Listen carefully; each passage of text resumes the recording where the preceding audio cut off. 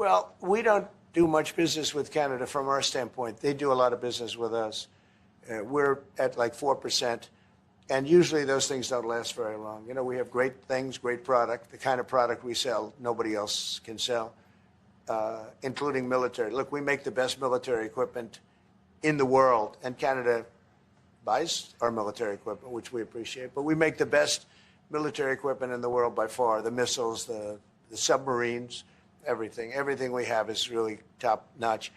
I rebuilt our military during our last term, and we, because of, you know, past thinking of people, we have a tremendous deficit with Canada. In other words, they have a surplus with us.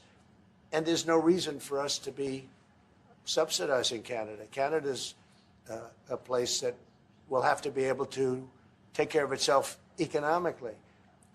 I assume they can. I will tell you that Trudeau, when I spoke to him, I used to call him Governor Trudeau. I think that probably didn't help his election. But when I spoke to him, I said, so why are we taking your cars? Why are we taking your, we want to make them ourselves. I mean, I said, and if the price of your cars went up, or if we put a tariff on your cars of 25%, what would that mean to you?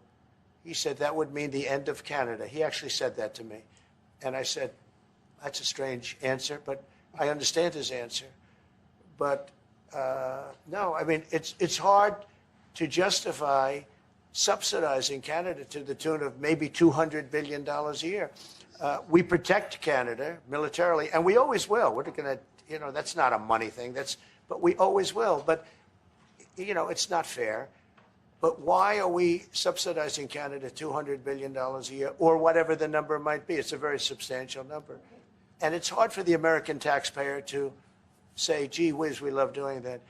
Thank you very much. See, the conflict is, and this is very friendly. We're not, this is not going to be like, we had another little blow up with somebody else. That was a much different, this is a very friendly conversation. But we want to make our own cars. We don't really want cars from Canada. And we put tariffs on cars from Canada, and at a certain point, it won't make economic sense for Canada to build those cars. And we don't want steel from Canada because we're making our own steel, and we're having massive steel plants being built right now as we speak.